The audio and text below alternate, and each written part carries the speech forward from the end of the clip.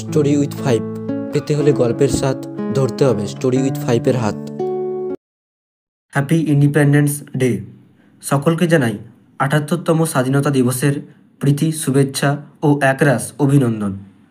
পরাধীনতার শৃঙ্খল থেকে মুক্তি পাওয়ার দিনটিকে উদযাপন করতে আজ আমরা আপনাদের সামনে উপস্থাপনা করতে চলেছি স্বাধীনতা বিষয়ক কিছু ইতিহাস।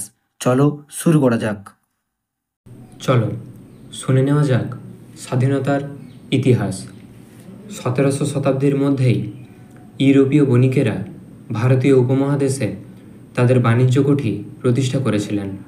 ১৮শো শতাব্দীর মধ্যে অপ্রতিরোধ্য সামরিক শক্তির জোরে ব্রিটিশ ইস্ট ইন্ডিয়া কোম্পানি ভারতের প্রধান শক্তি হিসেবে নিজেদের প্রতিষ্ঠা করে। ১৮৫৭ সালে প্রথম স্বাধীনতা যুদ্ধের পরের বছর ভারত শাসন আইন পাস হয় এবং উক্ত আইন বলে ব্রিটিশ রাজশক্তি কোম্পানির শাসনের অবসান ঘটিয়ে ভারতের শাসনভার স্বহস্তে তুলে নেয়। পরবর্তী কয়েক দশকের মধ্যে ভারতে আধুনিক শিক্ষায় শিক্ষিত এক নাগরিক সমাজের উদ্ভব ঘটে।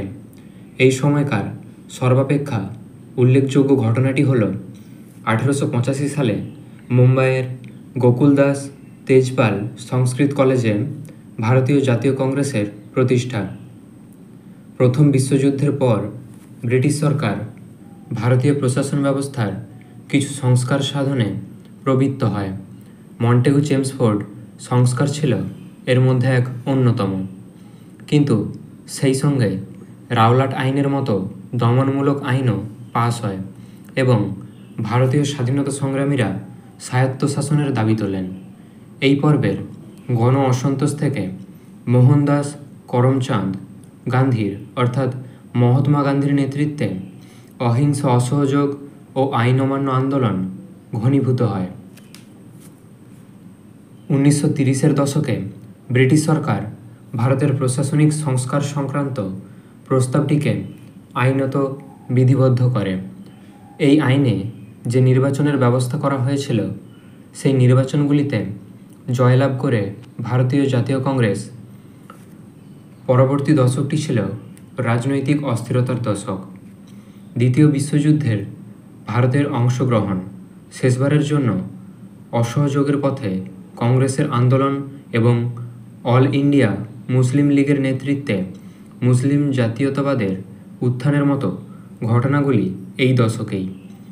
ক্রমশ বৃদ্ধি পাওয়া রাজনৈতিক উত্তেজনা হ্রাস পায় ১৯৪৭ সালে স্বাধীনতা অর্জনের সঙ্গে, কিন্তু স্বাধীনতা লাভের আনন্দ বিঘ্নিত হয়েছিল ভারত ও পাকিস্তান রাষ্ট্রের মধ্যে উপমহাদেশ বিভাজিত হওয়ার ঘটনায়। চলো এবার শুনে নেওয়া যাক স্বাধীনতার আগে স্বাধীনতা দিবস। ১৯২৯ সালে ভারতীয় জাতীয় কংগ্রেসের লাহোর অধিবেশনে পূর্ণ স্বরাজ ঘোষণাপত্র বা ভারতের স্বাধীনতার ঘোষণাপত্র গৃহীত হয় এবং ২৬শে জানুয়ারি তারিখটিকে স্বাধীনতা দিবস ঘোষণা করা হয়। কংগ্রেস জনগণকে আইন অমান্যের জন্য প্রতিজ্ঞাবদ্ধ হওয়ার ডাক দেয় এবং যতদিন না ভারত সম্পূর্ণ স্বাধীনতা অর্জন করে ততদিন সময়ে কংগ্রেসের নির্দেশ পালন করতে বলে। ভারতীয় নাগরিকদের মধ্যে একটি জাতীয়তাবাদী অনুভূতি জাগরিত করে তোলার জন্য এবং ব্রিটিশ সরকারকে স্বাধীনতা অনুমোদনে বাধ্য করার জন্য একটি স্বাধীনতা দিবস উদযাপনের সিদ্ধান্ত নেওয়া হয়েছিল। ১৯৩০ থেকে ১৯৪৬ সাল পর্যন্ত ২৬শে জানুয়ারি তারিখটি কংগ্রেস স্বাধীনতা দিবস হিসেবে পালন করেছিল। সেই সময় স্বাধীনতা দিবস উপলক্ষে সভার আয়োজন করা হতো এবং সেই সব সভায় আগত ব্যক্তিবর্গ স্বাধীনতার শপথ গ্রহণ করতেন। জওহরলাল নেহেরু তার আত্মজীবনীতে এই সভাগুলিকে শান্তিপূর্ণ, ভাবগম্ভীর এবং কোনো রকম ভাষণ বা উপদেশ বিবর্জিত বলে বর্ণনা করেছেন। মহাত্মা গান্ধী সভার পাশাপাশি এই দিনটিতে আরও কিছু করার পরিকল্পনা করেন। তিনি মনে করেন এই দিনটি পালন করা উচিত, কিন্তু সৃজনশীল কাজ করে, চরকা কেটে বা অস্পৃশ্যদের সেবা করে বা হিন্দু মুসলমান সম্প্রীতির আয়োজন করে বা আইন অমান্য করে অথবা সবগুলি একসঙ্গে করে। 1947 সালে ভারত স্বাধীন হওয়ার পর ভারতের সংবিধান বিধিবদ্ধ হয় 1950 সালের 26শে জানুয়ারি। তদবধি 26শে জানুয়ারি তারিখটি ভারতের প্রজাতন্ত্র দিবস হিসেবে পালিত হয়ে আসছে।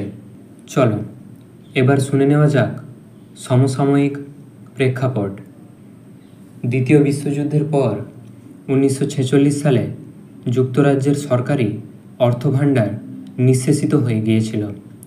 সেই সময় সদ্য নির্বাচিত লেবার সরকার অনুভব করে ক্রমাগত অস্থির হয়ে ওঠা ভারতের ওপর নিয়ন্ত্রণ বজায় রাখার ক্ষেত্রে ব্রিটেনের জনসাধারণের সমর্থন পাওয়া যাবে না এবং এই ব্যাপারে আন্তর্জাতিক সাহায্যও পাওয়া অসম্ভব হবে। তাছাড়া স্থানীয় সেনাবাহিনীও যে এই কাজে নির্ভরযোগ্য হবে না তাও সরকার অনুভব করে। এমতো অবস্থায় 1947 সালের 20 ফেব্রুয়ারি যুক্তরাজ্যের প্রধানমন্ত্রী ক্লিমেন্ট এটলি ঘোষণা করেন 1948 সালের 30শে জুনের মধ্যেই ব্রিটিশ সরকার ভারতে পূর্ণ স্বাধীনতা অনুমোদন করতে চলেছে। অবশ্য ভারতের নবনিযুক্ত ভাইসরয় লর্ড মাউন্টব্যাটেন ক্ষমতা হস্তান্তরের তারিখটি এগিয়ে আনেন। তার আশঙ্কা ছিল কংগ্রেস ও মুসলিম লীগের মধ্যে ক্রমাগত তর্ক বিতর্ক বা বাকবিতণ্ডা অন্তর্বর্তী সরকারের পতনের কারণ হয়ে দাঁড়াতে পারে। তিনি দ্বিতীয় বিশ্বযুদ্ধে জাপানের আত্মসমর্পণের দ্বিতীয় বর্ষপূর্তির তারিখ 15ই আগস্ট দিনটিকে ক্ষমতা হস্তান্তরের তারিখ হিসেবে বেছে নেন। 1947 সালের 3রা জুন ব্রিটিশ সরকার ব্রিটিশ ভারতকে দ্বিখণ্ডিত করার সিদ্ধান্তে অনুমোদন করে। সেই সঙ্গে সরকার ঘোষণা করে নবগঠিত দুই রাষ্ট্রকে অধিরাজ্য মর্যাদা দেওয়া হবে এবং ব্রিটিশ কমনওয়েলথ থেকে পৃথক হওয়ার পূর্ণ ক্ষমতা দুটি রাষ্ট্রেরই থাকবে। এরপরই যুক্তরাজ্যের পার্লামেন্টে পাস হওয়া ভারতীয় স্বাধীনতা আইন 1947 খ্রিস্টাব্দে 10 and 11 জিও 6C 30 অনুসারে ব্রিটিশ ভারত ও পাকিস্তান নামে দুটি স্বাধীন অধিরাজ্যে বিভাজিত হয়। এই আইন কার্যকর হয় 1947 সালের 14ই আগস্ট এবং সেই সঙ্গে নবগঠিত দুই রাষ্ট্রের নিজ নিজ গণপরিষদের ওপর সম্পূর্ণ আইন বিভাগীয় কর্তৃত্ব অনুমোদিত হয়। চলো এবার শুনে নেওয়া যাক পটভূমি। 1946 সালে দ্বিতীয় বিশ্বযুদ্ধের প্রভাবে ব্রিটেনের রাজকোষ শূন্য হয়ে পড়ে। এমতো অবস্থায় ব্রিটেনের পক্ষে অভ্যন্তরীণ বা আন্তর্জাতিক কোনো রকম সাহায্য লাভ অসম্ভব হয়ে পড়ে। ব্রিটেনের লেবার সরকার বুঝতে পারে সেই পরিস্থিতিতে ভারতে ক্রমবর্ধমান রাজনৈতিক অস্থিরতাকে সামাল দেওয়ার ক্ষমতা বা অর্থবল ব্রিটিশ ভারতীয় সেনাবাহিনী হারিয়ে ফেলেছে। তারা ভারতে ব্রিটিশ শাসনের অবসান ঘটানোর সিদ্ধান্ত নেন। 1947 সালের গোড়ার দিকে ব্রিটিশ সরকার ঘোষণা করে দেন যে 1948 সালের জুন মাসের মধ্যে ভারতের শাসন ক্ষমতা হস্তান্তর করা হবে। স্বাধীনতা ঘোষণার সময় যত এগিয়ে আসতে থাকে পাঞ্জাব ও বাংলা প্রদেশের হিন্দু ও মুসলমান সম্প্রদায়ের মধ্যে সাম্প্রদায়িক উত্তেজনা তত বৃদ্ধি পায়। দাঙ্গা রোধে ব্রিটিশ বাহিনীর অক্ষমতার কথা মাথায় রেখে ভারতের তদনীন্তন ভাইসরয় লুইস মাউন্টব্যাটেন ক্ষমতা হস্তান্তরের দিনটি 7 মাস এগিয়ে আনেন।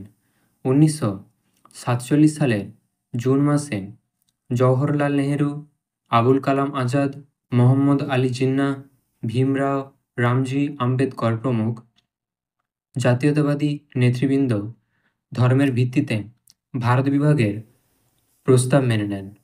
হিন্দু ও শিখ সংখ্যাগুরু অঞ্চলগুলি ভারতে ও মুসলমান সংখ্যাগুরু অঞ্চলগুলি নবগঠিত রাষ্ট্র পাকিস্তানে যুক্ত হয়।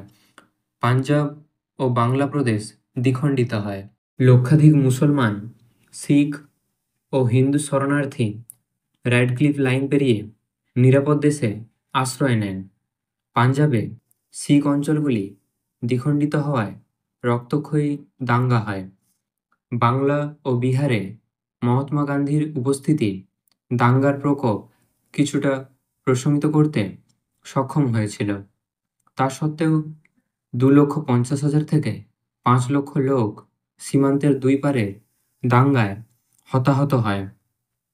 1947 সালের 14ই আগস্ট নতুন পাকিস্তান অধিরাজ্য জন্ম নেয়। করাচিতে মোহাম্মদ আলী জিন্নাহ এই রাষ্ট্রের প্রথম গভর্নর জেনারেল হিসেবে শপথ নেন। মধ্যরাতে অর্থাৎ 1947 সালের 15ই আগস্ট সূচিত হলে জওহরলাল নেহেরু তার বিখ্যাত নিয়তির সঙ্গে অভিসার অভিভাষণটি প্রদানের মাধ্যমে ভারতের স্বাধীনতা ঘোষণা করেন। ভারত অধিরাজ্যের জন্ম হয়।